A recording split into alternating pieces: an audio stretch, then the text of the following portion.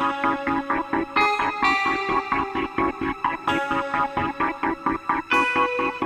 parano. Quand on voit ce qu'on voit, quand on entend ce qu'on entend, on a bien raison de penser ce qu'on pense. Ouais, moi je suis parano. Tous parano. Nous écoute. Bienvenue dans Tous Parano. Aujourd'hui, on vous parle du plus royal des complots, les Windsor. Imaginez, la famille royale britannique n'est pas celle que vous croyez. Derrière les belles images en papier glacé se trame une histoire sombre et sanglante. Dans le secret des alcôves de Buckingham Palace, sourdit des complots qui ont permis à la royauté de conserver son trône à tout prix.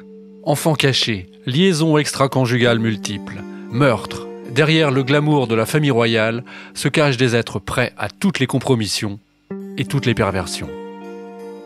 Les Windsor ont protégé des criminels et étouffé d'innombrables scandales, prouvant leur mépris de la morale et de leurs sujets. Ascendance trouble, sympathie avec les nazis, trahison du pays, assassinat maquillé, trafic humain, projet de dictature mondiale. Les révélations pullulent, et pourtant, certains membres de la famille royale coupables de crimes odieux ne sont jamais inquiétés. Impunité, toute puissance, l'omerta pour règle, tout est possible quand il s'agit de sauvegarder l'image du palais et de la dynastie. Les Windsor, c'est l'occasion pour tous parano de s'intéresser à la face cachée de la monarchie britannique et de comprendre pourquoi elle suscite tant de fantasmes et concentre tous les complots. Derrière les portes du palais, nous sommes parfaitement normaux. Non, madame, vous n'êtes pas normaux. Comment cela ? Nous nous réveillons le matin, nous nous couchons le soir, nous travaillons, nous sommes parfois fatigués, nous attrapons des rhumes. Nous avons aussi des oncles qui nous font honte, des Noëls à supporter. Nous sommes parfaitement normaux. Mais les gens ne vous perçoivent pas ainsi. Ils ne veulent pas que vous soyez normaux. Alors dans ce cas, que veulent-ils ? Nous voulons que vous soyez idéal. Aucun être humain n'est idéal. Voilà pourquoi je souhaiterais que la famille royale ne soit pas livrée au regard. Livrée aux commentaires. Mais bien sûr, nous ne pouvons pas être dissimulés. Nous devons être visibles de tous, en permanence. Le mieux que nous ayons trouvé jusque-là, c'est le mélange de rituels et de mystères. Cela nous permet de rester cachés tout en étant exposés au regard. Toute la fumée et tous les miroirs ne sont pas destinés à nous tenir à l'écart, ils sont destinés à nous maintenir en vie. Tous parano.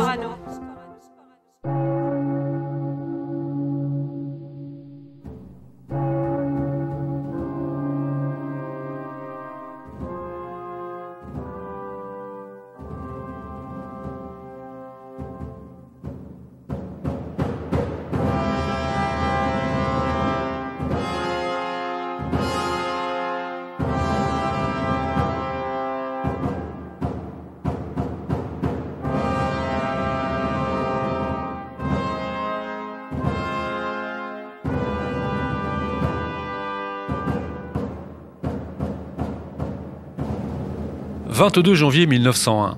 La reine du plus grand empire colonial au monde, celui sur lequel le soleil ne se couche jamais, Victoria, meurt dans sa résidence de l'île de Wight. Victoria était montée sur le trône d'Angleterre 63 ans plus tôt, un record pour l'époque. Et sa mort marque la fin d'une période dorée qui est associée à l'apogée du Royaume-Uni, un moment particulier de l'histoire où la civilisation britannique a su dicter sa loi au monde. Avec Victoria, s'éteint la dynastie des Hanovre, car son fils aîné, Édouard VII, qui lui succède, porte le nom de son père. La maison royale prend dès lors le nom de Saxe-Cobourg-Gotha. On ne parle pas encore des Windsor, mais ça va venir, vous allez voir. Édouard VII ne régnera finalement que 9 ans. Il faut dire qu'il accède au pouvoir à l'âge de 59 ans. Là aussi, c'est un record pour l'époque. Un record qui ne sera d'ailleurs battu que par Charles en 2022.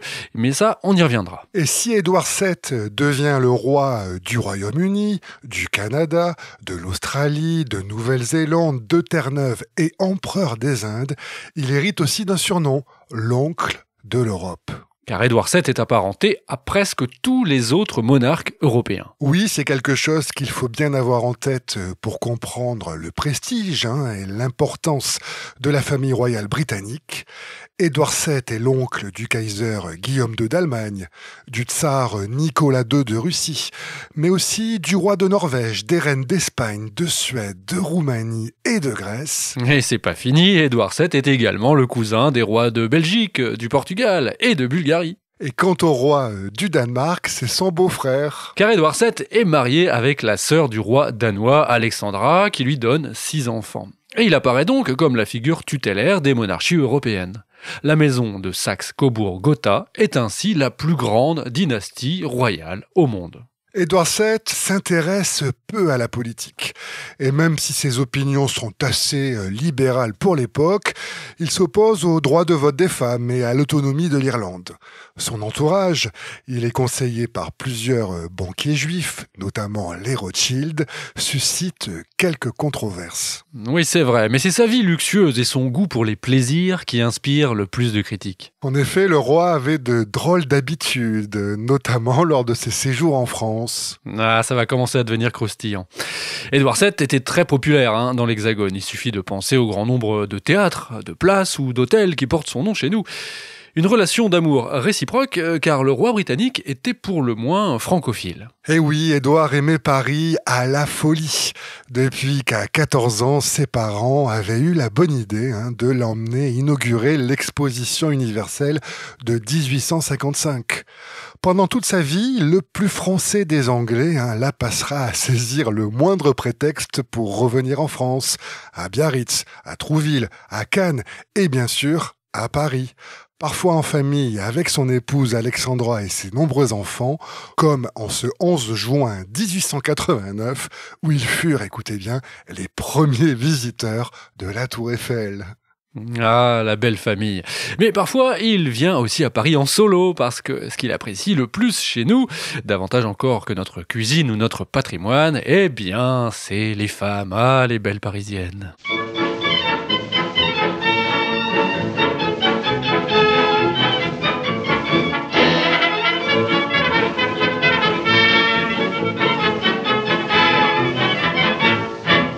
Et lorsqu'il séjournait à Paris, il fréquentait un haut lieu de la galanterie, le Chabanais. Tout simplement le bordel le plus sélect du Paris de la Belle Époque. Alors les petits détails croustillants arrivent. Dans cette maison close, il avait fait installer un mobilier personnel, pour le moins particulier, Geoffroy. Oui, notamment une grande baignoire de cuivre rouge dans laquelle le futur roi barbotait dans du champagne même cordon rouge, tout en se faisant dorloter par de jeunes courtisanes attentives à ses moindres caprices. Autre meuble célèbre dû à l'imagination d'Édouard VII, un fauteuil de volupté, fabriqué spécialement pour lui, dont on vous laisse imaginer l'usage.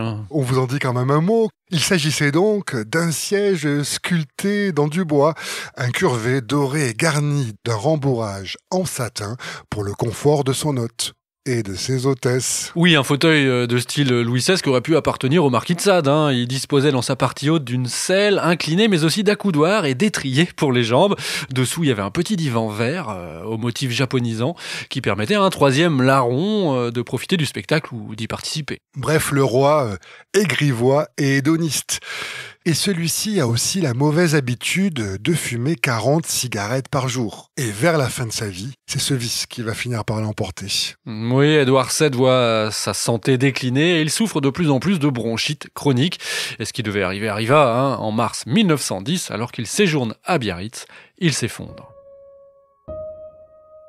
Son état de santé est alors gardé secret, laissant ses sujets dans un complet brouillard. En tout cas, personne ne comprend pourquoi il prolonge indéfiniment son séjour en France, et les rumeurs se multiplient évidemment. Le 27 avril, il rentre finalement en Angleterre, bien qu'il soit toujours souffrant. Et le 6 mai, le roi est victime de plusieurs crises cardiaques dans la journée, mais il refuse de se reposer. Et à 23h30, il va finalement au lit. Et 15 minutes plus tard, après une courte agonie, le roi Édouard VII meurt à l'âge de 68 ans. Son fils, le prince de Galles, titre conféré à l'héritier, lui succède donc sous le nom de George V. Les relations entre Édouard VII et son fils étaient bonnes, très bonnes même. Ils étaient, paraît-il, fortement complices. Et au cours de son règne, Édouard s'assura que Georges soit bien préparé pour devenir roi. En guise de testament, Édouard VII confia à Georges sa seule réelle inquiétude. Le monarque avait peur que son neveu, l'empereur allemand Guillaume II, ne pousse l'Europe dans la guerre. Et il appela son fils donc à la plus grande vigilance vis-à-vis de son belliqueux cousin. Une crainte qui se révéla finalement fondée, car 4 ans après la mort d'Édouard VII, la Première Guerre mondiale éclata. Et le 13 juin 1917, alors que la guerre bat son plein dans les tranchées françaises, la panique s'empare de Londres. L'est de la capitale anglaise est victime d'une attaque venue du ciel.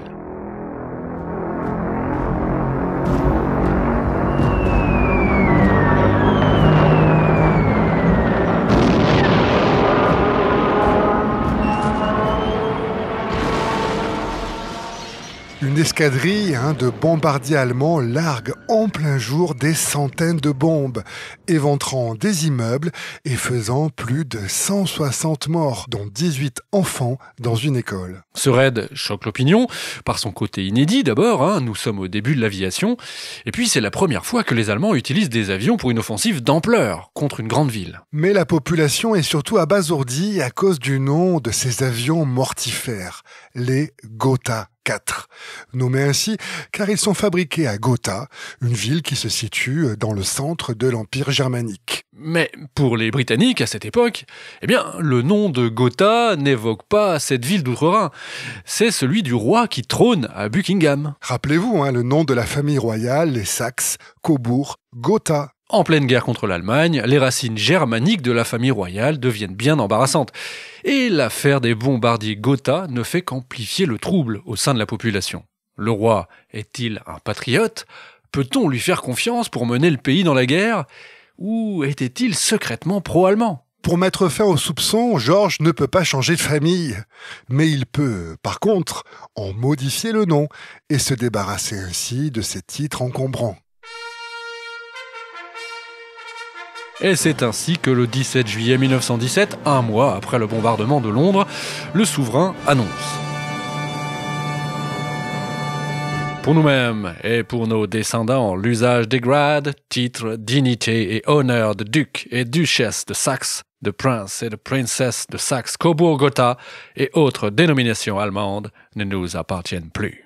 Et voilà, d'un royal claquement de doigts, des générations d'ancêtres sont effacées de l'arbre généalogique. Et immédiatement, le nouveau nom de la dynastie est proclamé. Ça sera les Windsor. Ah ben ça y est, on y est. Oui, Windsor, un nom qui fait référence à l'immense château de l'ouest de Londres, où ont régné presque tous les rois et reines depuis Guillaume le Conquérant au XIe siècle. Un nom qui fait immédiatement sensation et qui permet à la famille royale, par sa seule magie, de s'inscrire dans une continuité millénaire. Ah, ça c'est de la com. Un changement de patronyme qui tombe à pic et qui sauve probablement la couronne d'Angleterre. 1917 en tout cas, c'est donc l'acte de naissance officiel des Windsor. Et cela va être, pour ce qui nous concerne, le début d'une quantité astronomique de théories du complot. Tous parano. Tous parano. Tous parano.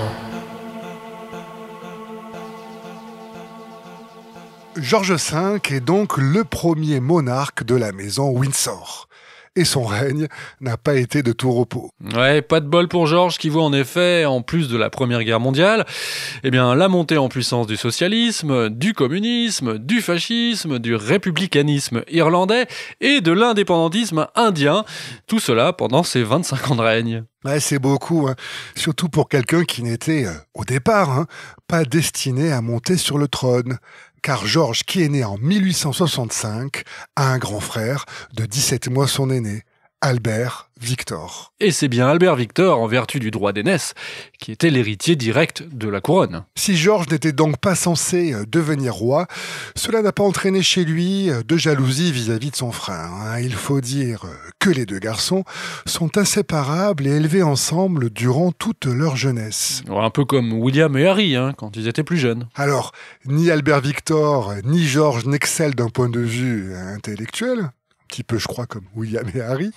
Et au sortir de l'adolescence, leur père, Édouard, décide de les envoyer dans la marine royale plutôt que de prolonger inutilement leurs années d'études. Et là, les deux frères vont passer 3 ans à bord d'un navire-école nommé le Bacchante et faire une tournée des colonies de l'Empire. Un véritable tour du monde même, hein, puisqu'ils passent par les Caraïbes, l'Afrique du Sud, l'Australie, les États-Unis, l'Amérique du Sud, mais aussi l'Égypte et l'Asie de l'Est. Oh, un bien beau voyage. Alors, quelques petites anecdotes. Au Japon, par exemple, Georges demande à un tatoueur local de dessiner un dragon, rouge et bleu, sur son bras. Ça, c'est déjà assez cocasse. Imaginez, les tatouages à l'époque, c'est pas rien. Et puis surtout, il y a une anecdote fantastique qui a retenu notre attention. Il faut qu'on en parle, Gaël. C'est clair. Une histoire comme on les adore dans Tous Parano, puisqu'elle s'apparente à ce qu'on pourrait désigner comme une expérience surnaturelle.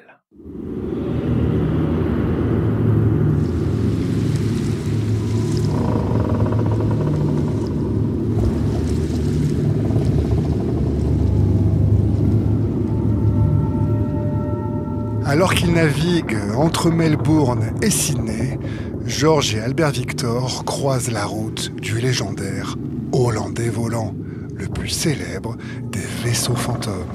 Ah, les vaisseaux fantômes, ça c'est génial. Et même si la modernité paraît avoir porté un coup fatal à ces légendes, il faut se dire que jusqu'au début du XXe siècle, tous les marins du monde croyaient à ces récits fantastiques. Un bateau fantôme, alors qu'est-ce que c'est finalement ? Eh bien, c'est un navire maudit qui est condamné à errer éternellement sur les océans et dont l'équipage est composé de squelettes ou de fantômes. Un mythe qui a été repris récemment dans les films tels que Pirates des Caraïbes. Mais ça date, car l'association d'un navire ou d'une barque avec les morts est bel et bien ancienne, puisqu'on la retrouve pour la première fois dans la mythologie égyptienne. Et puis évidemment chez les Grecs, avec le personnage mythologique de Charon, souvent décrit comme un vieillard hirsute au corps décharné qui faisait traverser aux défunts, en échange d'une obole, le fleuve des enfers, le Styx, afin que ces derniers puissent rejoindre le royaume des morts où régnait le dieu Hadès. Et puis plus récemment, Gaël, on retrouve aussi ce type de légende dans ta chère Bretagne. Ah, merci d'y faire allusion. Je trépignais d'impatience d'en dire un petit mot. Eh bien vas-y, tu pensais à quelque chose de particulier peut-être ? Oui, je pensais à un vaisseau fantôme nommé le Bagnose, dont le capitaine est le dernier mort de l'année écoulée.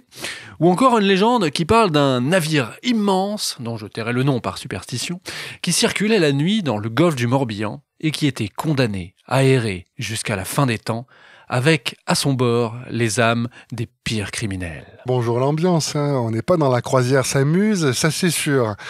Alors pour revenir au Hollandais volant, le vaisseau fantôme aperçu par les princes George et Albert Victor.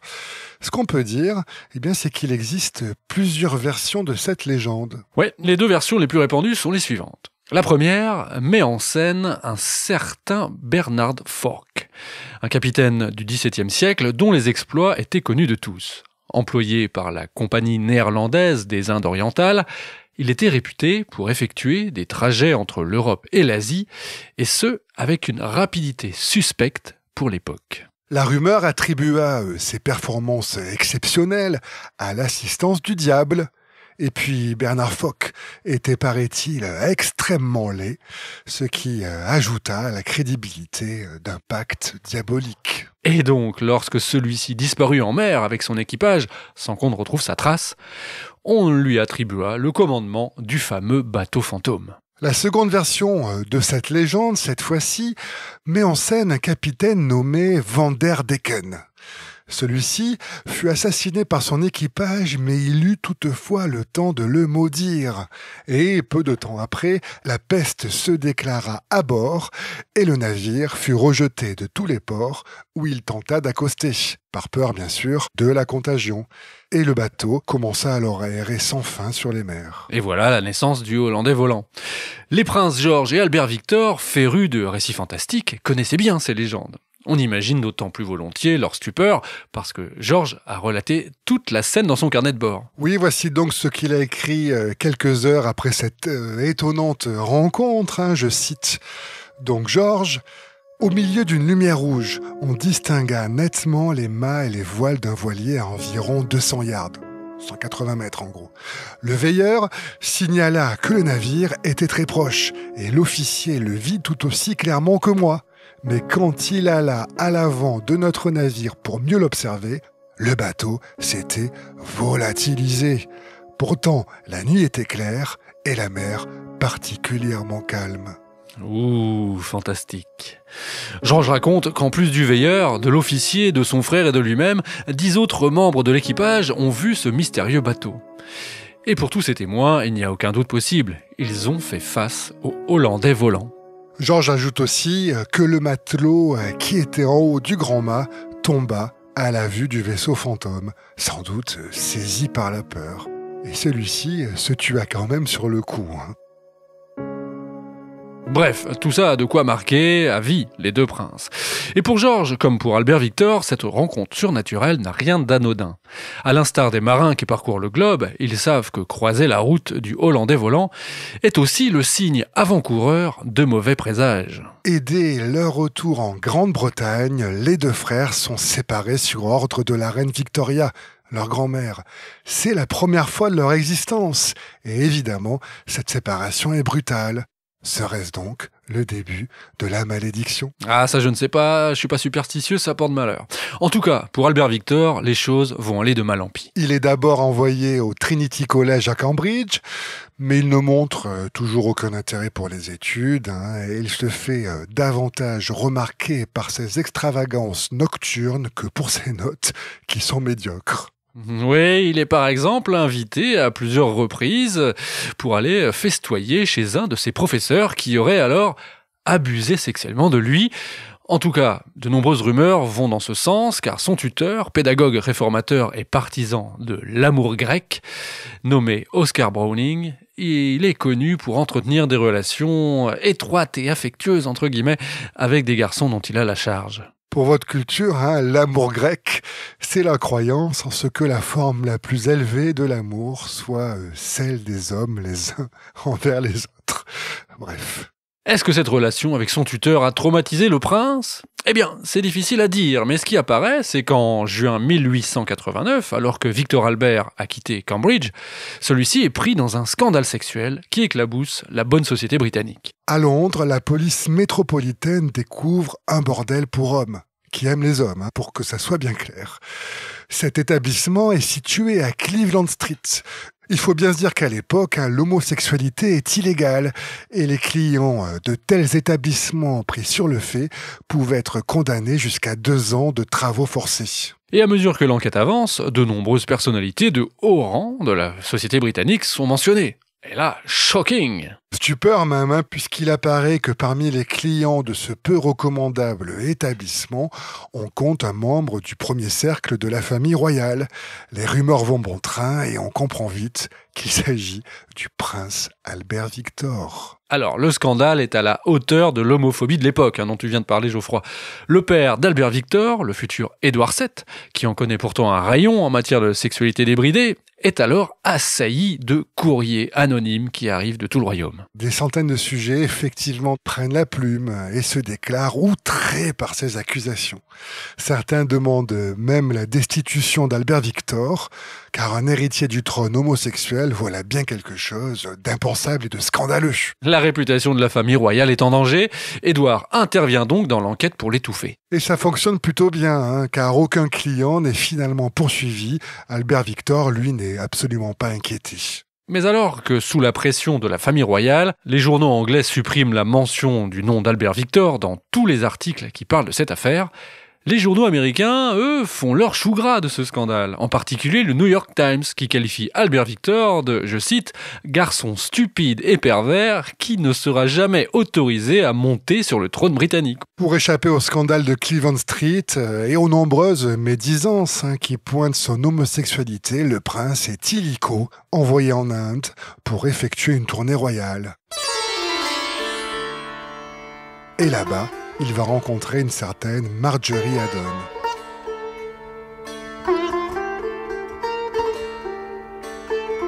Cette jeune femme vient de se marier. Pourtant, selon les rumeurs, les deux tourtereaux entament une liaison brève, mais passionnée, jusqu'à ce que Albert Victor se barre et la laisse en plan. 2 ans plus tard, Marjorie débarque à Londres comme une tornade.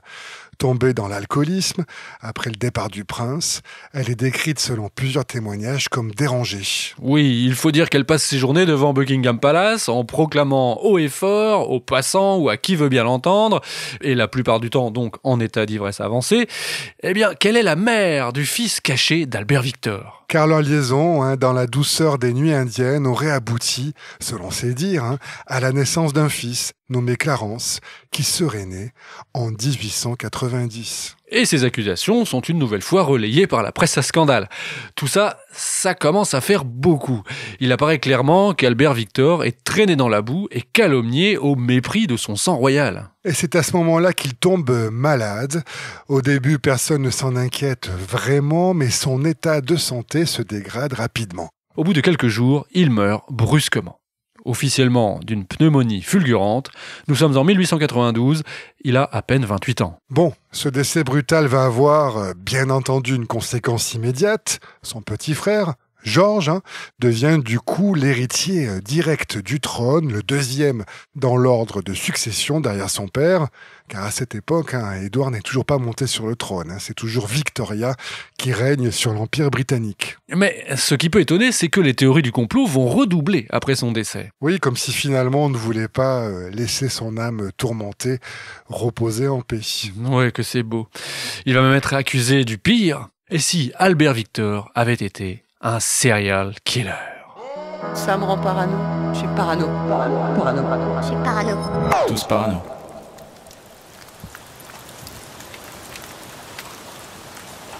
Breaking news. Jack the Ripper strikes again. Read all about it. 27 septembre 1888, la Central News, une agence de presse britannique basée à Londres, reçoit une lettre anonyme signée d'un certain Jack the Ripper, Jack l'Éventreur en français. L'auteur de cette lettre affirme avoir commis plusieurs meurtres, particulièrement violents, survenus dans l'East End londonien le mois qui précède. Cette lettre est un modèle du genre pour ceux qui s'intéressent à la littérature de psychopathes. Extrait. La police ne m'aura pas de sitôt, car je fais du bon boulot. La dernière fois, je n'ai même pas laissé à la fille le temps de couiner. J'adore mon travail et je veux recommencer. La prochaine fois, je couperai les oreilles de la dame et je l'enverrai aux policiers juste pour m'amuser. Gardez donc cette lettre sous le coude jusqu'à ce que je travaille un peu plus et publiez-la. Mon couteau est si beau et si tranchant que je vais l'utiliser au plus vite dès que j'ai l'occasion. Cordialement, Jack l'Éventreur.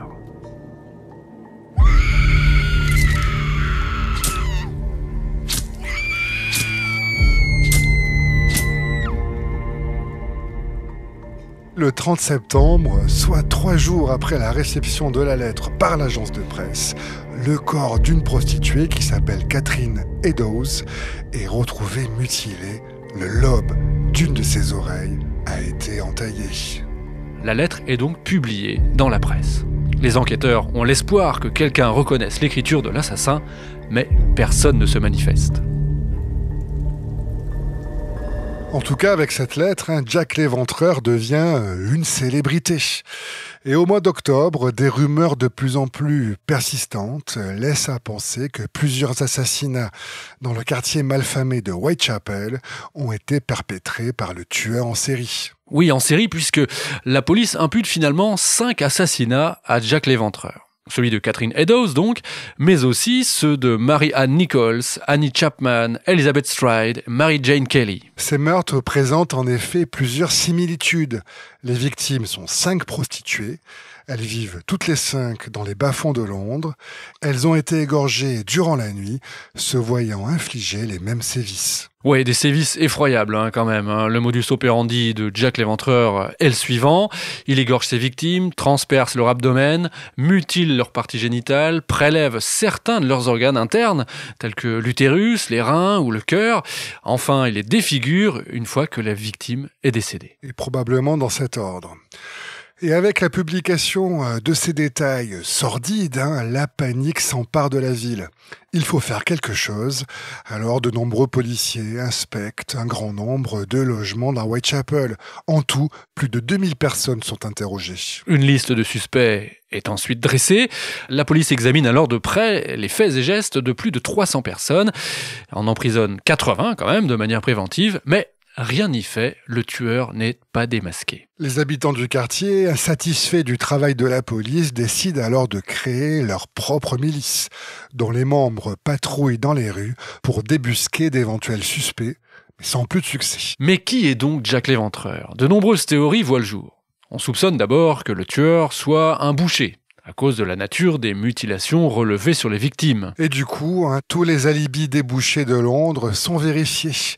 Mais cette piste ne mène finalement nulle part. Devant les atermoiements de l'enquête, on demande à un médecin légiste nommé Thomas Bond d'effectuer rien de moins que le premier véritable profilage criminel de l'histoire. Et pour Thomas Bond, il ne fait aucun doute que les 5 assassinats sont de la même main. Et après un examen des sévices infligés aux victimes, le médecin légiste estime que Jack l'Éventreur ne possède, je cite, ni de solides notions anatomiques, ni les connaissances techniques d'un boucher. Et bien qu'il n'y ait aucun indice qui laisse à penser que Jack l'Éventreur ait eu des relations sexuelles avec ses victimes, il juge que la pénétration des parties génitales avec un couteau, ainsi que, là je le cite encore, l'exposition des victimes dans des positions sexuelles dégradantes avec les plaies visibles, eh bien, indique que le tueur a cherché à obtenir un plaisir sexuel pendant ses crimes. Si le tueur n'est pas un boucher vivant dans les quartiers populaires, appartient-il au contraire à une classe sociale aisée, ou même est-il un aristocrate qui s'aventure dans Whitechapel ? Le mystère reste entier, car l'affaire n'a jamais été résolue. Et le personnage de Jack l'Éventreur continuera, pendant les années qui suivent, à nourrir l'imaginaire. Il apparaîtra dans plusieurs centaines de romans, d'essais, avant d'apparaître encore au cinéma, puis à la télévision. Et au début des années 1970, les premières théories qui accusent notre prince maudit, Albert Victor, d'être en fait Jack l'Éventreur, se propagent. Et celui qui ouvre le bal, c'est un chirurgien britannique nommé Thomas Stowell. Il publie un article intitulé « Jack l'Éventreur, une solution ?» dans un numéro de The Criminologist, un magazine très populaire de l'époque. Dans son article, Stowell avance l'hypothèse suivante. Jack l'Éventreur était en fait un aristocrate qui avait contracté la syphilis lors d'un voyage aux Antilles. Cette maladie l'avait rendu fou et il aurait commis les 5 meurtres imputés à Jack l'Éventreur, à la fois par démence, mais aussi par vengeance contre la gente féminine. Bien que Stowell ne nomme jamais directement le tueur dans l'article, il décrit la famille du suspect, son apparence physique et ses surnoms. Autant de détails qui font tous référence, sans le dire, vous l'avez compris, au petit-fils de la reine Victoria, notre prince Albert Victor. Dans son article, Stowell répond aussi à l'un des principaux problèmes posés par le modus operandi de Jack l'Éventreur. Comment expliquer que sans grande connaissance anatomique, le tueur soit parvenu à prélever des organes sur ses victimes ? Eh bien, la réponse est finalement assez simple. Le tueur avait appris ces techniques en participant à la chasse à courre. Eh oui, car lorsqu'un cerf était tué, par exemple, il était de coutume d'éventrer l'animal pour en retirer les organes. C'est d'ailleurs quelque chose que tous les aristocrates apprenaient, et évidemment les Windsor aussi, durant leur adolescence. Albert Victor, bien entendu. Voilà donc qui permet d'expliquer que le tueur soit parvenu aisément à prélever des organes sur ses victimes sans être ni médecin ni boucher. Stowell écrit aussi qu'à la suite du meurtre de Catherine Eddowes, la prostituée qui a vu son oreille entaillée, souvenez-vous, l'assassin a été retenu par sa propre famille dans une institution du sud de l'Angleterre. Mais celui-ci serait parvenu à s'échapper et aurait commis par la suite plusieurs autres meurtres avant de mourir finalement de syphilis. Alors si vous suivez, dans cette hypothèse, la famille de Jack l'Éventreur, sous-entendu la famille royale, n'ignorait rien des agissements d'Albert Victor. Et si le tueur en série n'a jamais été capturé, c'est donc qu'il aurait été protégé par une opération de dissimulation menée par la reine Victoria. Pour justifier sa thèse, Stowell affirme qu'il dispose des notes privées de Sir William Gull, un médecin réputé qui a soigné des membres de la famille royale. Stowell est en effet ami avec le gendre de ce médecin, et donc c'est par lui qu'il a eu accès à ces précieux carnets conservés depuis la fin du 19e. Cet article fait grand bruit, mais il faut attendre encore 4 ans de plus. Nous sommes maintenant en 1976 pour que cette théorie accède vraiment à la renommée. Et ce, grâce à un bouquin qui va connaître un succès phénoménal, un best-seller nommé Jack l'Éventreur, la solution finale. Un livre qui reprend les éléments de l'article de Stowell et pousse encore plus loin la théorie du prince tueur en série. Cet essai, on le doit à un certain Stephen Knight, un jeune journaliste qui a 25 ans au moment de la parution de cet ouvrage. Et celui-ci présente alors une théorie du complot assez sophistiquée qui implique à la fois la famille royale britannique et la franc-maçonnerie. Knight postule que les victimes ont été en fait assassinées pour dissimuler un mariage secret entre Albert Victor et Annie Crook, une jeune fille de la classe ouvrière habitant à Whitechapel avec qui le prince aurait eu un enfant caché.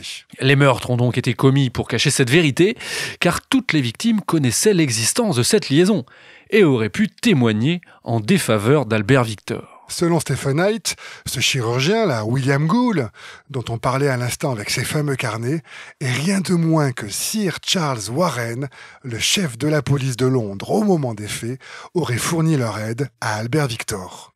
Oui, alors ce Charles Warren dont tu parles, c'est pas n'importe qui. C'est lui, par exemple, qui donne à l'ordre à ses hommes de charger la foule en provoquant la mort de 3 personnes et faisant plus de 200 blessés lors de la fameuse manifestation connue sous le nom du Bloody Sunday. Là, on était en 1887, le 13 novembre exactement. Oui, le Bloody Sunday, vous en avez sûrement entendu parler, ne serait-ce que par la célèbre chanson éponyme de U2 qui décrit ces événements. Sunday, Bloody Sunday. Voilà. Mais ce n'est pas tout.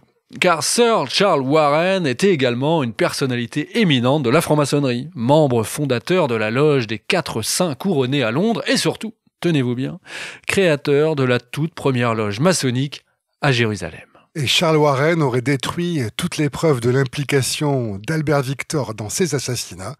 Sa participation à ce complot lui aurait également permis de protéger un extraordinaire secret maçonnique. Voilà, de quoi faire briller les yeux des complotistes, là, Geoffroy. C'est quoi ce secret, alors? Je me frotte les mains. Eh ben, écoute, c'est un secret, alors par définition, c'est secret, quoi. On n'en sait pas beaucoup plus, en fait. Bon, c'est pas grave. Bon, précisons quand même 2 choses. Vous vous posez peut-être la question, qu'en est-il d'Annie Crook, l'épouse secrète d'Albert Victor? Oui, cette Annie Crook, elle a bien existé.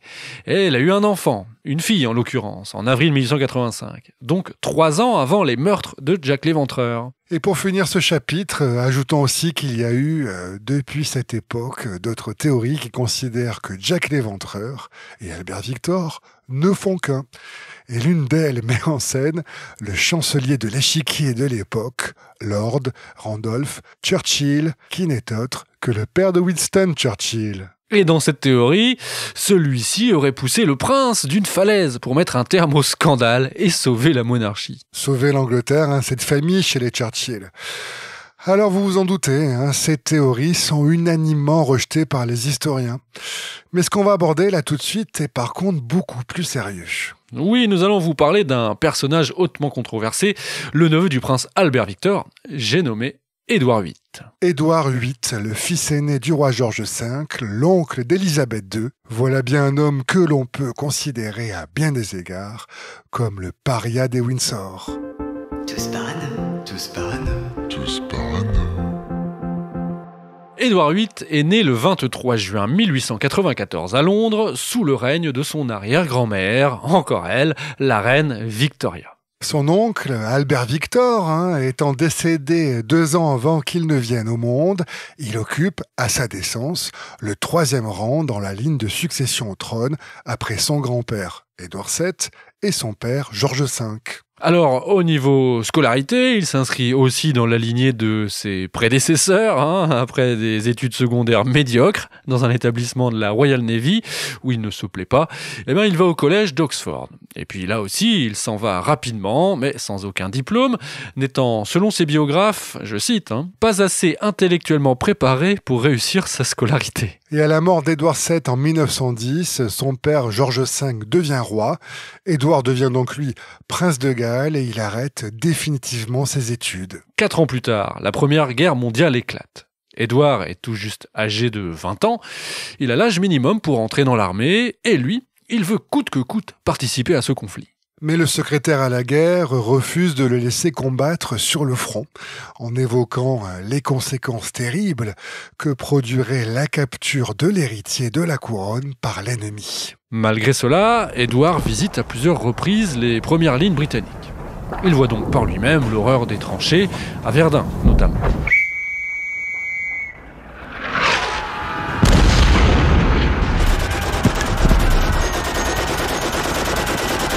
Et son rôle dans la guerre, bien que limité, le rend populaire auprès des vétérans. Mais c'est lors de ses séjours en France, au départ donc, pour soutenir les troupes britanniques, qu'il va faire une rencontre qui va être à l'origine de la première théorie du complot le concernant. Eh oui, Édouard profite en effet d'une permission à Paris pour se détendre. C'est un coureur de jupons et comme son grand-père, rappelez-vous, on parle de l'homme qui possédait le fauteuil de volupté, Édouard, il aime la compagnie des femmes, y compris celles de petite vertu. Et alors qu'il séjourne à l'hôtel Crillon, il croise la route d'une courtisane dénommée Marguerite Alibert. Ah, Marguerite. Elle est âgée de 25 ans. Elle est née à Paris en 1890 d'un père cocher et d'une femme de ménage, autant dire d'un milieu très modeste. Et à l'âge de 16 ans, elle devient fille-mère. Et de là, elle va mener une vie itinérante jusqu'à ce qu'elle rencontre la propriétaire d'une maison close destinée à une clientèle issue de la haute société. Elle séduit par sa grande beauté, quelques photos d'époque en attestent, et elle est engagée sur le champ. Elle devient alors la courtisane qui fait tourner la tête des grands bourgeois parisiens. En tout cas, une liaison torride avec Édouard débute immédiatement après leur rencontre, paraît-il. Tu dis torride parce que le prince lui écrit pendant toute une année un grand nombre de lettres d'amour où il lui fait part de tous ses fantasmes. Mais la passion ne dure qu'un temps et à la fin de la guerre, Édouard met un terme à sa relation avec la courtisane. Marguerite est très fâchée et menace le prince de tout dévoiler, y compris le contenu de ces fameuses lettres. Édouard ne cède pas au chantage et Marguerite, par dépit ou par vengeance, épouse un Français avec qui elle reste moins d'1 an avant de divorcer. Mais ce qui est important pour nous, c'est qu'elle ne met pas à exécution ses menaces. En tout cas, pas pour le moment. Quelques années passent et Marguerite épouse, là, en seconde noces donc, en 1922, un prince égyptien nommé Ali Kamel Faye Bey.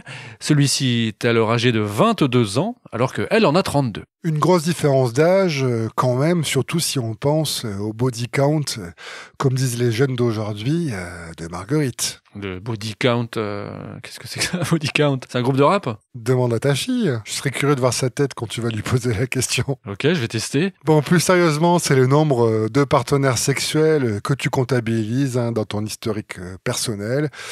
Et ça devient aujourd'hui tendance chez certaines jeunes filles de la génération TikTok d'afficher un très grand nombre de partenaires au compteur sur les réseaux sociaux. Ah ouais, la classe, quoi. Ouais, si on veut.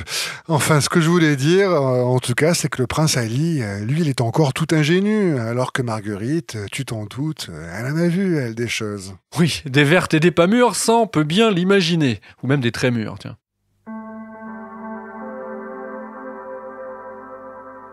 Six mois après un mariage célébré en grande pompe, le jeune couple arrive à Londres pour des vacances. Il séjourne à l'hôtel Savoy, l'une des adresses les plus prestigieuses et luxueuses de la capitale britannique. Et après une soirée à l'opérette, le couple dîne et retourne dans la suite de l'hôtel. Mais pendant la nuit, il est à peu près 2h30 du matin, une dispute éclate. Marguerite Alibert tire alors plusieurs balles à bout portant avec un pistolet semi-automatique sur son mari. Celui-ci est touché au cou, au dos et à la tête. En urgence, le prince égyptien est transporté à l'hôpital, mais il meurt rapidement de ses blessures. Le procès commence quelques mois plus tard, le 10 septembre 1923. Marguerite Alibert est défendue par l'un des avocats britanniques les plus célèbres de cette époque, qui plaide la légitime défense, en présentant sa cliente comme victime, je cite, de la brutalité et de la bestialité de son mari oriental. Ali Kamel Fayebbé est même décrit comme un monstre de dépravation et de décadence orientale, dont les goûts sexuels indiquent un sadisme amoral envers son épouse européenne sans défense. Eh bien, un bon racisme de bonne aloi. Et à l'issue du procès, Marguerite Alibert est acquittée de toutes les accusations. Mais la question est la suivante. Marguerite a-t-elle fait chanter la famille royale en échange de son acquittement, sachant qu'elle avait un formidable moyen de pression avec les lettres que lui avait écrites Édouard durant leur liaison? C'est vrai que tout l'accable. Hein. Et l'avocat et ancien juge britannique Andrew Rose, lui, y croit fermement. Dans son livre « The Prince, the Princess and the Perfect Murder », publié en 2014, il développe la thèse suivante. Marguerite aurait menacé Édouard pour échapper à la peine capitale. Selon lui, la Française aurait usé des preuves de sa liaison pour forcer la maison de Windsor à la couvrir. Selon l'ancien juge, l'entourage du prince de Galles aura entamé des négociations immédiatement après l'arrestation de Marguerite, craignant plus que tout que l'accusée ne restitue ces fameuses lettres qu'elle avait conservées au Caire. Et ce qui vient confirmer cette hypothèse, c'est que selon Rose, les preuves qui accablaient Marguerite Alibert ne manquaient pas. Pourtant, elles n'ont jamais été sérieusement prises en compte. Plus étonnant encore, jamais au cours du procès, il n'est fait mention du passé sulfureux de l'ancienne courtisane, qui est décrite tout au long de l'audience comme une jeune femme innocente. Et puis surtout, et c'est l'argument principal de Rose, jamais l'existence de la relation passée entre Marguerite et le prince Édouard n'est évoquée durant le procès. Écoutons justement Andrew Rose donner sa conclusion de cette affaire. Elle faisait face à la peine capitale, elle risquait la peine de mort. Je pense que la seule chose que lui a obtenue la famille royale, en lien avec le procureur qui a pu influencer le juge, était de lui assurer que sa réputation et son histoire n'allaient pas ressurgir. Ça, c'était d'une importance primordiale. Parce que si le jury avait su qu'elle avait été une vulgaire prostituée à Paris pendant des années avant qu'elle ne rencontre Ali Fahey, le verdict aurait pu être complètement différent. Et c'est comme ça que le juge a décidé plusieurs fois durant le procès de ne pas mentionner ses relations passées avec d'autres hommes. Il a fait de sa vie d'avant un sujet interdit et le jury n'en a jamais rien su.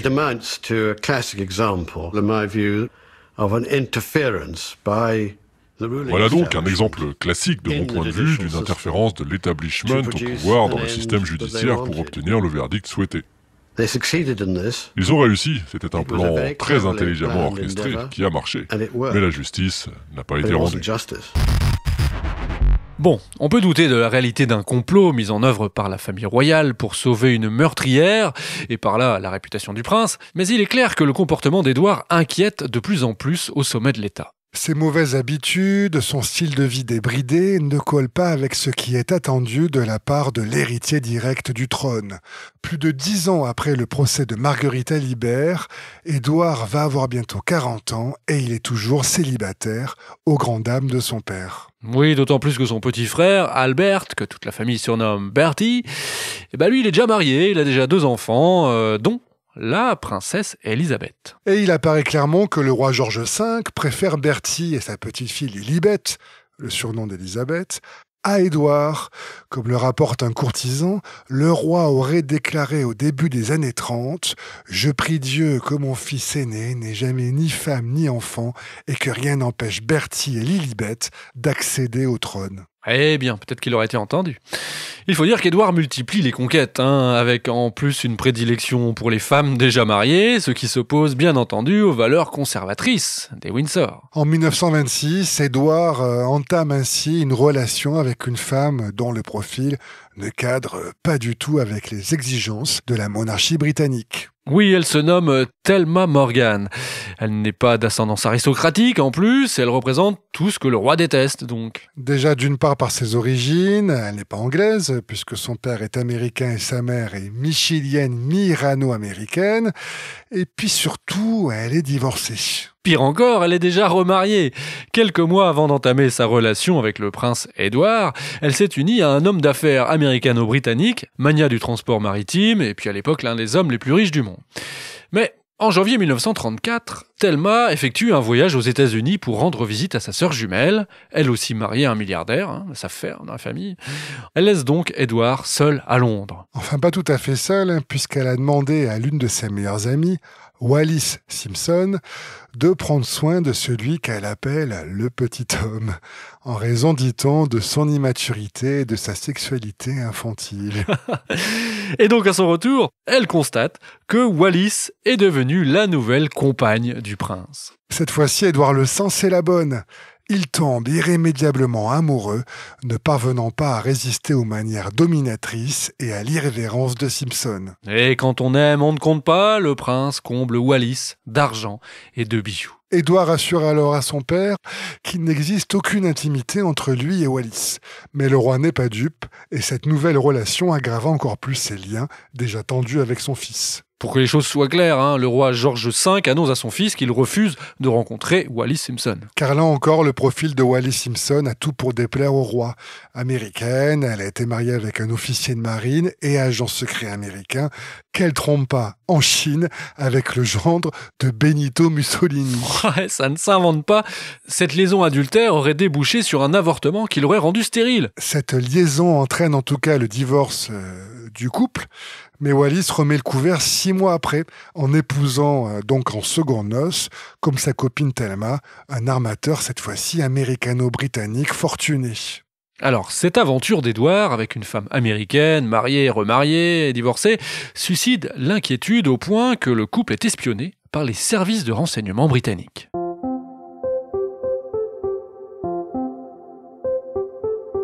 Un rapport de ces services détaille ainsi que Madame Wallis Simpson semble contrôler complètement le prince de Galles.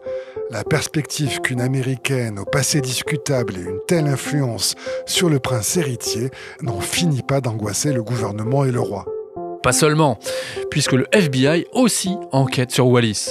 Et il apparaît clairement que celle-ci a noué des relations avec de nombreux hauts dignitaires nazis, et c'est surtout sa liaison avec Joachim von Ribbentrop, qui est l'ambassadeur d'Allemagne à Londres avant la guerre, qui alarme les autorités. Ribbentrop, on parle quand même de l'un des plus importants dirigeants nazis, le diplomate numéro 1 du régime hitlérien.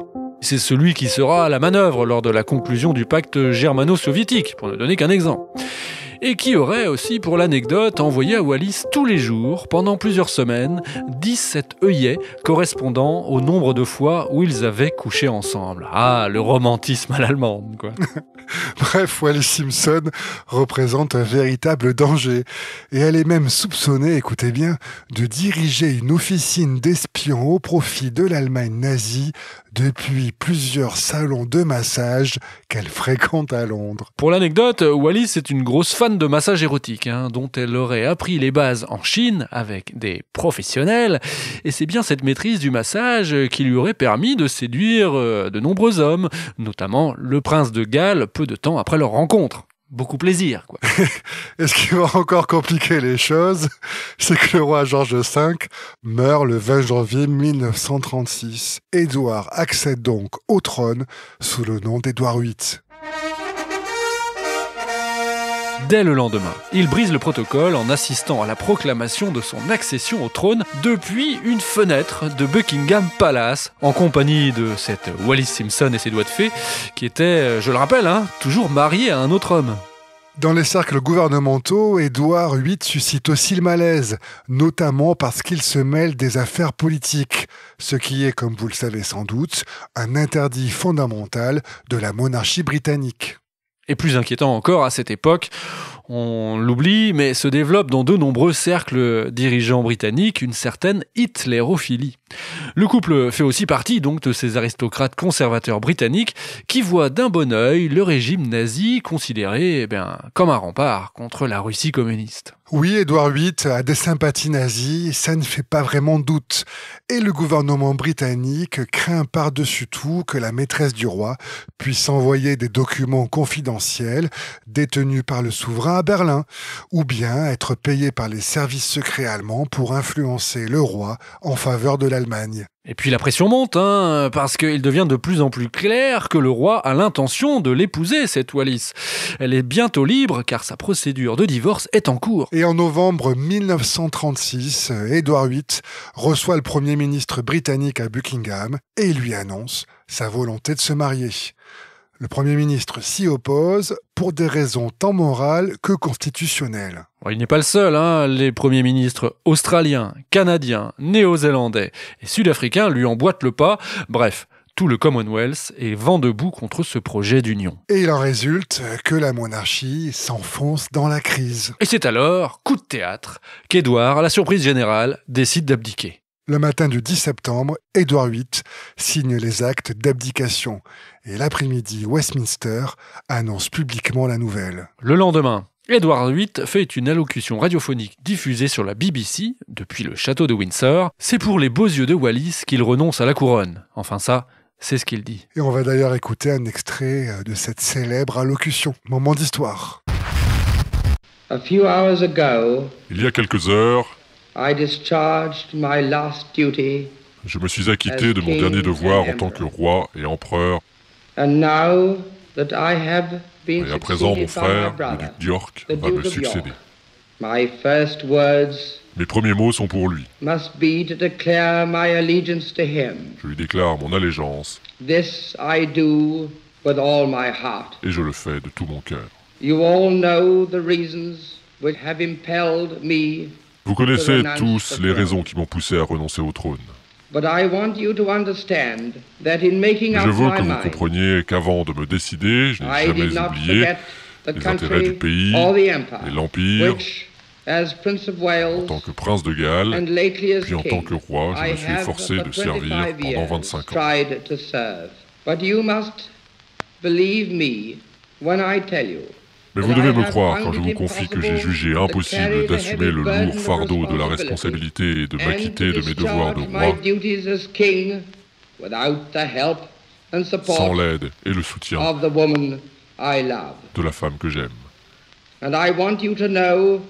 je veux que vous sachiez que cette décision a été la mienne et la mienne seule.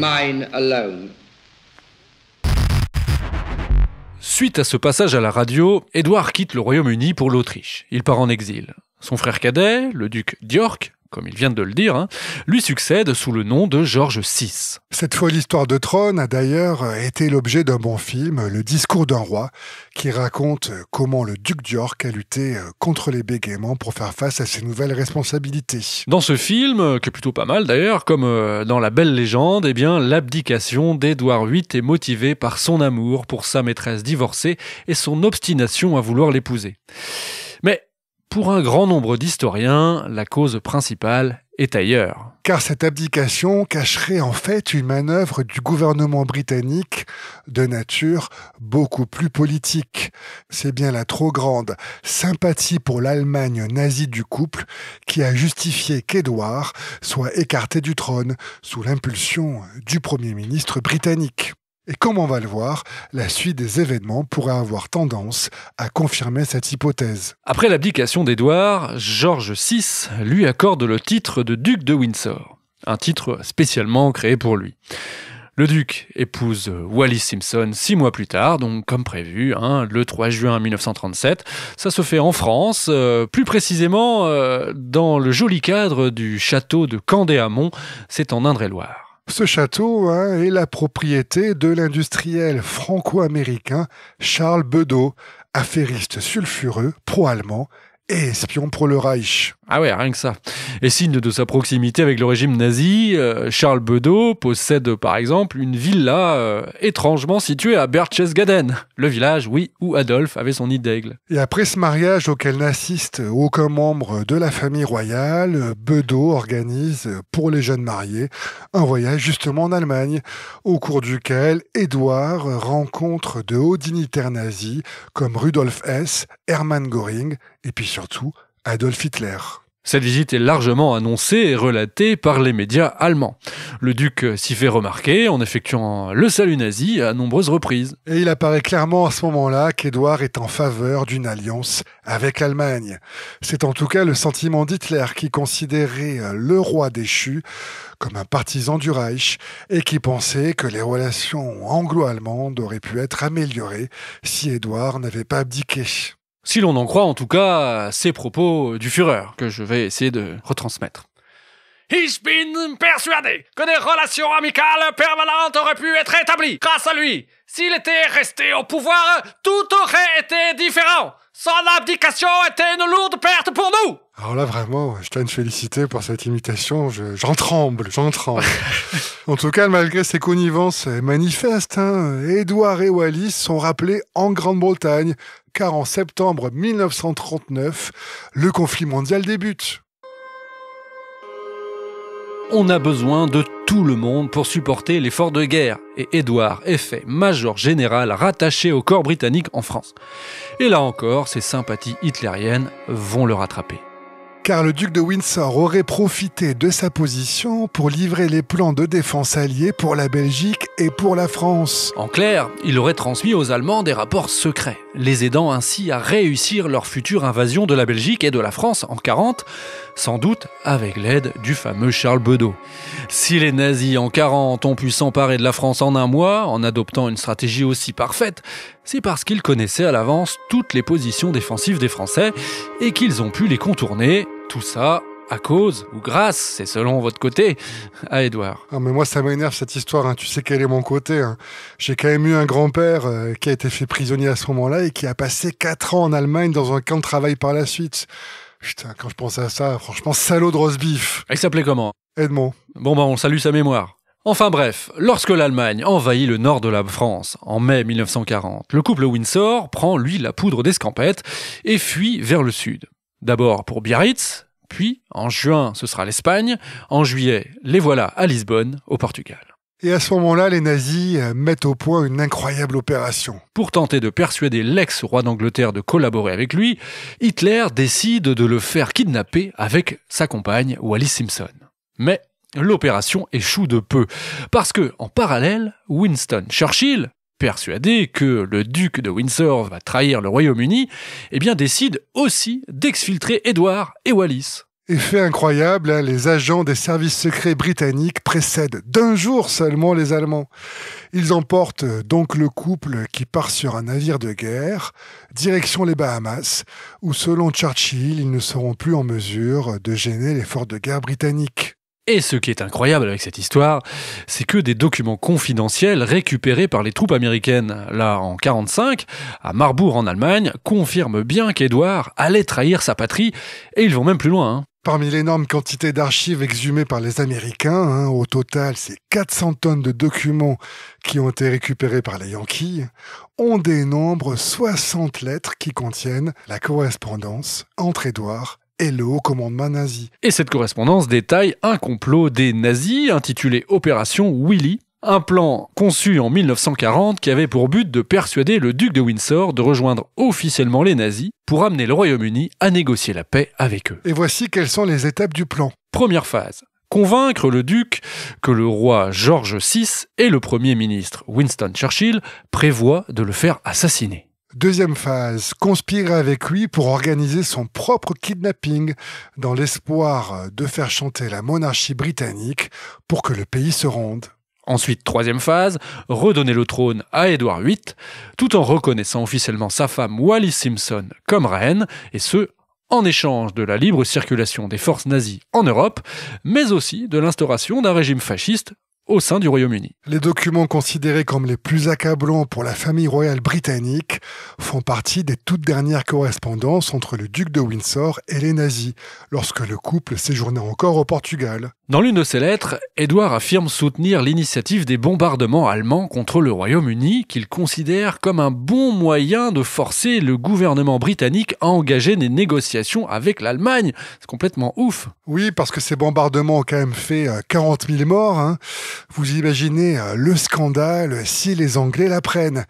On comprend mieux pourquoi, lorsque les diplomates américains ont transmis ces documents au gouvernement britannique en 1950, le Premier ministre Winston Churchill et le roi George VI ont décidé de supprimer purement et simplement ces dossiers afin qu'ils ne soient jamais rendus publics.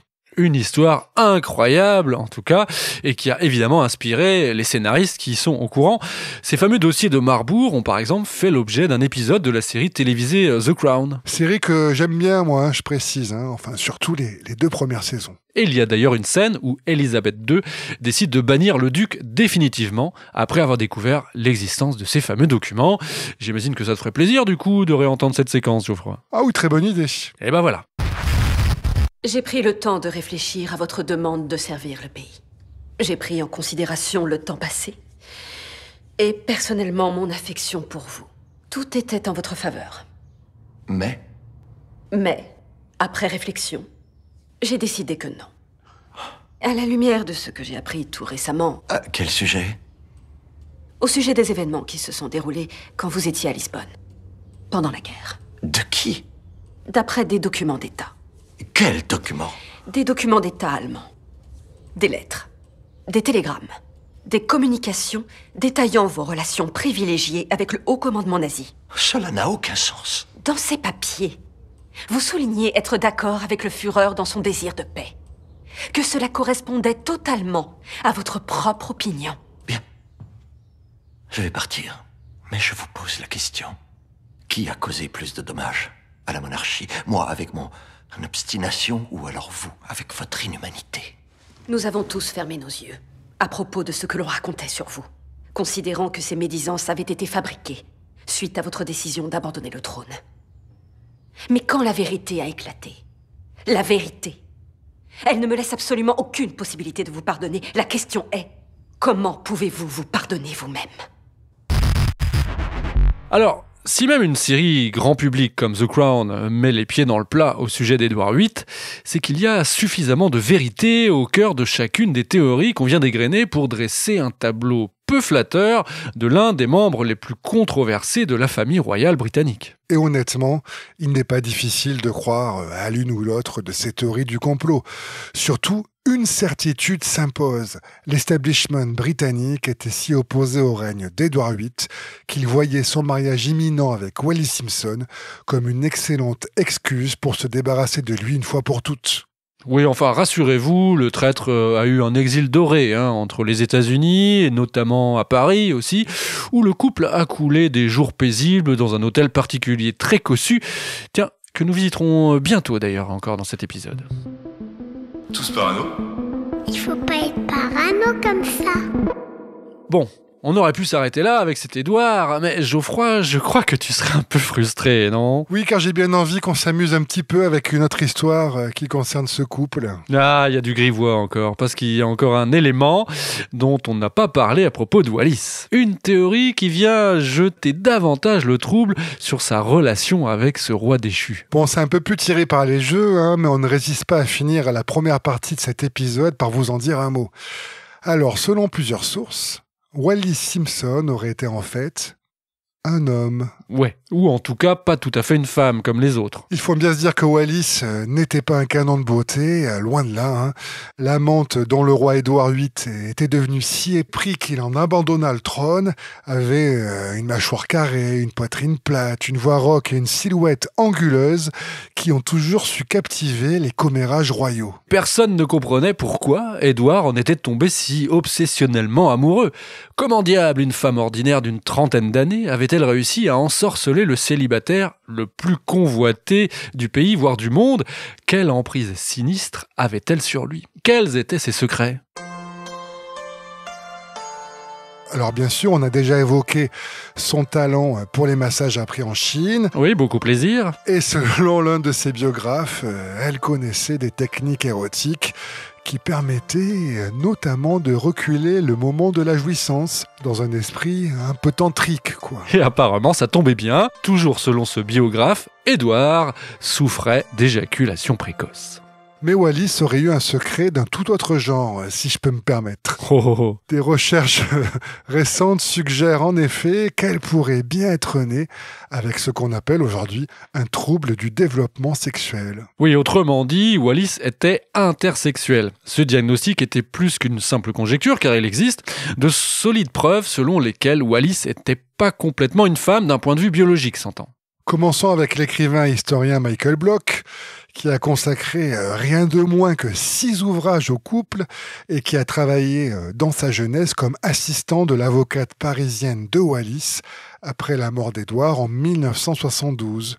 Une activité qui l'a amené à fréquenter la duchesse de Windsor pendant plusieurs années, au point qu'il est devenu son confident à la fin de sa vie. Et Michael Bloch était arrivé à la conclusion que Wallis souffrait d'une maladie génétique rare, en l'occurrence le syndrome de Morris, un syndrome qui place le sujet à la croisée des deux sexes. Car une personne atteinte de ce syndrome n'est génétiquement de sexe masculin.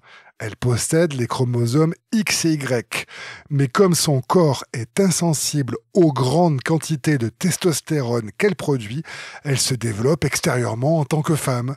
À la puberté, cependant, l'accumulation de testostérone peut entraîner une virilisation qui se traduit par de longues jambes, des grandes mains, une musculature vigoureuse, autant d'attributs physiques que Wallis possédait. Et dans certains cas plus rares, cela peut même se traduire par la coexistence d'organes reproducteurs internes d'un sexe et les organes externes d'un autre, ou encore d'un clitoris qu'on a bien du mal à distinguer d'un micro-pénis. Alors était-ce le cas de Wallis ? Bon.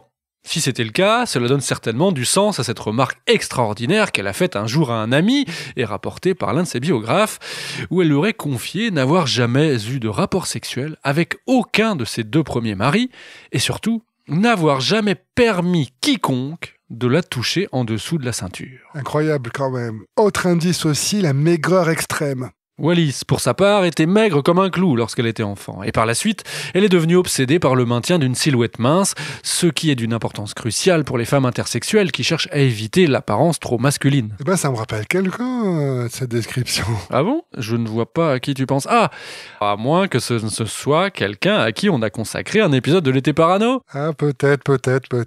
Sacré toi. Enfin, dernier élément, la stérilité de Wallis. Oui, car la confirmation ultime de la féminité, surtout à cette époque, c'est bien sûr tomber enceinte, une impossibilité physiologique évidente pour celles qui ne sont pas nées femmes, XX. Et ce qui interpelle les complotistes, c'est que Wallis n'a jamais abordé le sujet de la maternité dans ses propres mémoires. Là aussi, un peu bizarre, parce que presque toutes les femmes sans enfants nées il y a plus d'un siècle et qui ont rédigé leurs souvenirs font toujours, à un moment ou un autre, dans leurs écrits, référence à leur profond désir d'enfant. Ou bien elles insistent sur le fait qu'elles ont décidé de ne pas en avoir. Dans le cas de Wallis, qui n'a jamais eu une carrière professionnelle propre, ses maris, sa famille et ses amis ont forcément attendu d'elle qu'elle fonde une famille. Étonnant donc qu'avec cette pression sociale, elle n'en dise pas un mot dans ses mémoires. Alors, est-ce que tout ça est vrai ? Et si oui, est-ce qu'Édouard, ou d'ailleurs tout autre membre de la famille royale, le savait ? Eh bien, c'est une question assez fascinante.